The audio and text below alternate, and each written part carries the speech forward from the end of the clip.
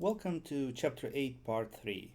This part is an overview of various quality management tools that are used for monitoring quality and deciding when an intervention is necessary. And there are many variations of those tools. They are used in different situations, but it's all about detecting, important quality problems. The first tool we will talk about is the so-called cause and effect diagram, also known as a fishbone diagram because it looks like a skeleton of a fish, or Ishikawa diagram, based on I believe, on the name of the creator of this methodology. So what cause and effect diagrams do, they trace complaints about quality problems back to the responsible production operations, meaning you're trying to find the root cause, meaning the most fundamental, the most important cause of a quality problem. Uh, can also be used in conjunction with the so-called five whys technique, where you repeatedly ask questions why. And there's that rule of thumb that after asking five whys, you may be able to get to the root cause or root symptom of a particular problem, and you'll peel away all those symptoms that are indicative of a major problem. So something along those lines. Let's say you're having problems with users not being able to log in into your system. So you get your IT team together and you ask, why? Why do you think users are not able to get into the system, to log in into the system? So let's say somebody from one of the team members says the reason users cannot log in into the system is that their hardware is slow and outdated, right? So you ask the first why, you got one answer. So you say why? Why is it outdated? So they're saying, well, the reason it's outdated because we don't get enough funding. So you're asking third why? Why we don't get enough funding? And then somebody says, well, the reason we don't get enough funding as a department is that we have a bad reputation in the organization. We have that reputation of wasting money, of not contributing to the bottom line of the organization. So you ask fifth why we have this reputation. And somebody says, well, the reason we have this reputation that so far we've had a bad track record of projects, we asked for a lot of funding, we haven't produced any results. So you're asking fifth why we haven't produced any results. And then somebody says, well, because we've had poor leadership in the department. Our CIO or our IT director, who was very good, recently he changed jobs. Since then there's been a constant change in leadership. So we believe poor leadership in the IT department stands behind all this. So after asking five why, you got to the root cause of all the problems in the IT department, which is poor leadership. So that's how this five whys method can work in conjunction with the so-called fishbone or Ishikawa diagram. Visually, it looks like something like this, and as you can see from this diagram, it looks like a skeleton of a fish, where the head is here, right? So this is the head of the fish. So what you do, you put the main problem at the head, and here the problem is the same. Users cannot get into the system. And then you have those bones or branches. And here you need to use a framework. So here they're using the so-called Sociotechnical Framework, I guess, where all problems are traced to four main areas: system hardware, user hardware, software, or user training. So we have hardware, software, and people problems, right? And then you ask people to brainstorm about the causes, and each cause can be mapped or attached to the appropriate bone.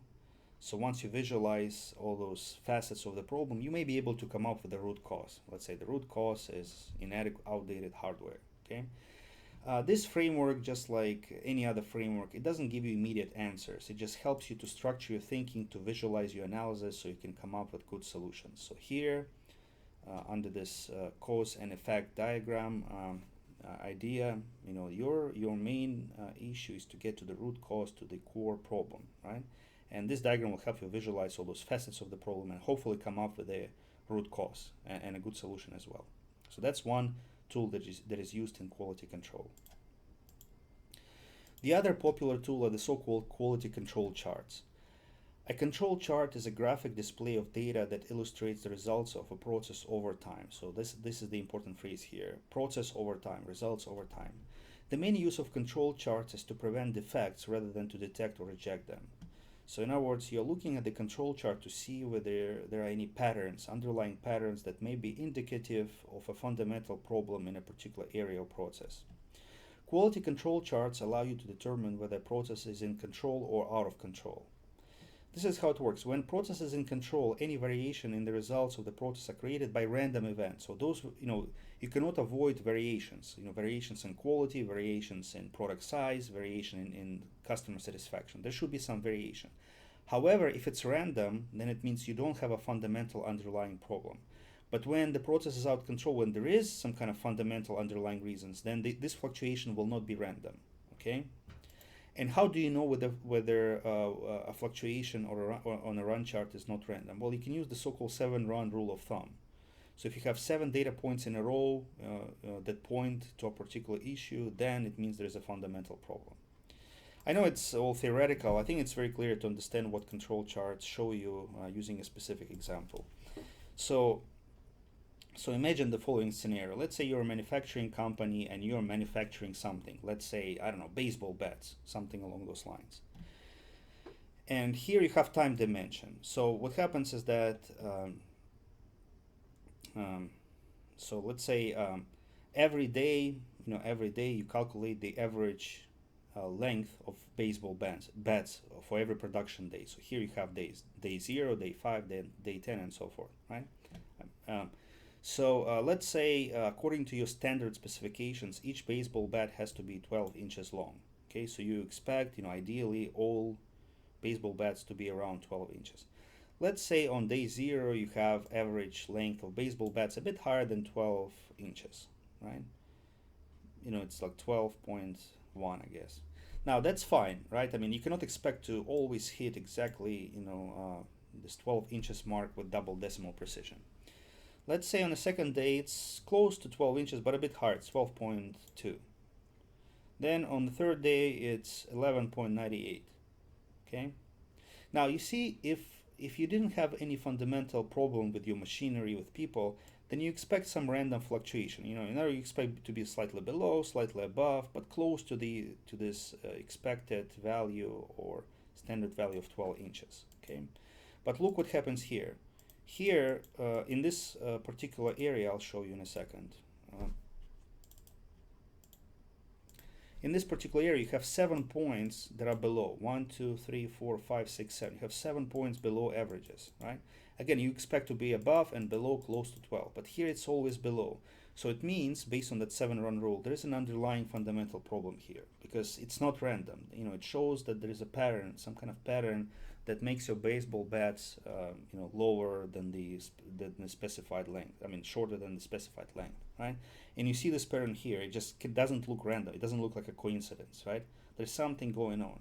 Okay, so you need to find out what's the cause of this pattern, and hopefully, once you address this cause, it will be back to this random fluctuation around the mean. So this is control chart. Now you can also use run chart. Run chart is the same as control chart. But it basically shows data points plotted for more than one variable, for more than one aspect of performance. So it will look something like this. So here we have number of defects of category 1, let's say type 1, type 2, and type 3. So those lines represent all those defects. So if you look at this chart, just look at it for a minute and see, whether you can detect any patterns.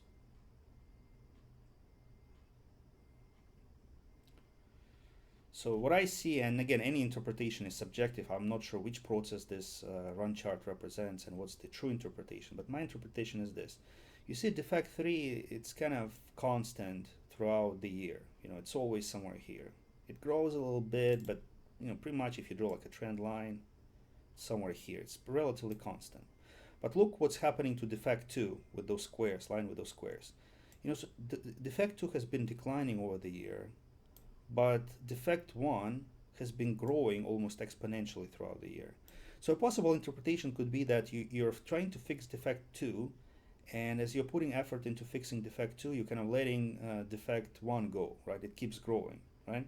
You see, like in any kind of decision, there are trade-offs. So it looks like your decisions for reducing defect 1 lead to a situation where your decisions to reduce defect 2 lead to a situation where defect 1 is increasing, right? Something along the lines, you're asking people to pay more attention to this particular aspect of production because they're paying more attention to this particular aspect of production. They're decreasing defect 2, but they don't have time to prevent defect 1, right? Something along those lines. So those are the kind of patterns with quality issues that the so-called run chart can visualize, can help you visualize and detect. The next tool we're going to talk about is the so-called scatter plots or scatter diagrams. Scatter diagrams show if there is a relationship between two variables. The closer data points are to a diagonal line, the more closely the two variables are related. So let's look at this visualization. Here we have user satisfaction rating. Let's say we use a survey to detect how satisfied users are with a particular IT service, let's say with help support or desk support. And here we have age of respondents. So we have two variables, age of respondents and satisfaction. And those lines represent satisfaction of people of different ages. So this line represents that somebody who was 82 years old had a reported a satisfaction score of 2.5. So let's look at this scatter diagram and see whether there's any relationship between these two variables. So stop this video for a minute and think whether you see any relationship.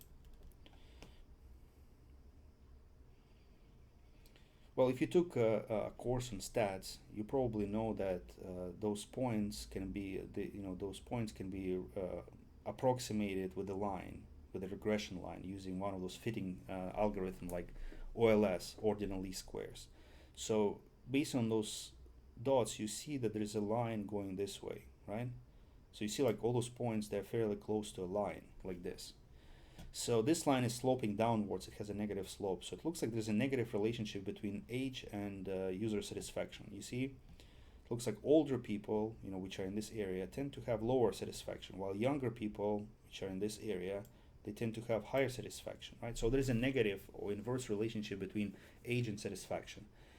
If that's the case, then maybe you can go back to this older segment and run an additional survey to see why they're dissatisfied. It could be they're dissatisfied because they don't know how to use a particular app because, let's say this app is delivered through iPhones and many of them do not use iPhones, haven't used iPhones before, unlike younger people who grew up using iPhones. So maybe you need to invest into additional training, explaining to people how to use the iPhone, right? Something along those lines. So you need to pay attention to this pattern now. Okay, histograms, another popular tool in statistics and quality control. It's a bar graph of a distribution of a particular variable. Most of the time it's used in relation to a categorical variable, a variable that can assume certain categorical values like male or female, defective, not defective, or type of complaint. Each bar, the height of each bar represents an attribute or characteristics of a problem situation, and the height of the bar represents its frequency. So here we have on this x-axis we have a categorical variable that is called day of the week. So let's say we have Monday represented with 1, Tuesday, Wednesday, Thursday, Friday, Saturday, and here we have number of complaints on each day. So this histogram shows the frequency of complaints on each day. So you see that the most complaints happen on Tuesday and least complaints happen on Saturday, right? So if that's the case, if you have this kind of distribution of complaints, then maybe you may want to consider allocating additional help desk labor to Tuesdays and Thursdays, because that's when most of the complaints happen, right? And maybe you reallocate it from those days, like from Saturdays where complaints are not that numerous. So that's a histogram. Now, Pareto chart is a histogram that also shows you cumulative frequency, right, or cumulative percentage. Pareto chart allows you to practice or identify the so-called 80-20 pattern. It's a very powerful principle in management and all kinds of probably other areas. 80-20 rule, an example of an 80-20 rule could be something like this. 80% of sales in your company are generated by the 20% of salespeople. So what it means, you have those 20% top performers that generate most of the sales. Or, if we translate it to help desk scenario, then Pareto principle tells you something like 80% of all complaints are generated by 20% of problems, or 80% of complaints, they deal with only 20% of issues, right? I mean, there are like different issues that can happen on the user's side, but they complain, 80% of complaints are related to 20% of those issues, right? So once again, it helps you to get to the root cause. I mean, if you find those 20% of salespeople that produce 80% of sales, then you will concentrate on satisfying their needs, retaining, training them so that they continue making those sales. If you find those 20 most frequent complaints that account for 80% of all calls to the IT help desk, then you will address those 20% and you'll get the biggest return on investment from that. Because as a manager, as an individual, you cannot be everything to everybody and try to do everything at once. You need to concentrate. You need to put all of your focus and effort on the area where you have the greatest payoff. Now, visually, Pareto chart looks something like this. So here we have different complaints that users bring up to the IT help desk. Login problems, system locks up, system is too slow, system is too hard to use, and reports are inaccurate. Right? Let's say if you're talking about university, let's say enrollment reports. If you're talking about an IT company, let's say we're talking about bug reports or software quality reports are not accurate, they're outdated. There's a lag between when you need to use those reports and when the current data becomes available. Now, so here we have number of complaints per week or this week. So login problems accounted for 100 complaints. System locks up and would not let anybody log in account for 60 complaints. Okay. And here we have cumulative percentages. To find those cumulative percentages, you need to add together all those numbers, so you have total percentages, right? And then you need to sort those complaints from the most frequent to the least frequent. That's what's happening here. And then cumulative percentage means, like for this, let's say we have a total of 500, right? Let's say here it means, I think it's 200. So we have a total of 200 complaints last week. Now, 100 complaints were devoted to login problems. So that accounts for 50% of all complaints, because we have 100 out of 200 related to login problems. So the percentage devoted to those complaints is 50%. Now, system locks up, right? Amount, it's like roughly 60 complaints. So it amounts for roughly, let's say, 30% of all complaints. Now, cumulative percentage means percentage or frequency of this category plus all categories below. So here the cumulative frequency is the cumulative percentage is the percentage associated with this complaint plus this one. So 50 plus 30, it's 80, right? So here you have this Pareto principle, being showcased. So think about it: 80% of complaints are of these two types. System looks up, login problems. I would say system looks up and login problems are basically almost the same problem, right? So it's something related to user login. If you put all of your efforts in addressing these two issues, then you will eliminate 80% of your problems, right? Again, as an IT manager or as a help desk manager, you cannot be everything to everybody. You cannot address every problem that is coming your way, but you better direct all of your efforts to addressing this login problem. If that happens, then you will eliminate 80% of phone calls, and I'm sure your user satisfaction score will go way up because most of the problems will be eliminated. So that's another tool called Pareto Chart. Flow charts. Flow charts are display algorithm, meaning processes and the logic of this process.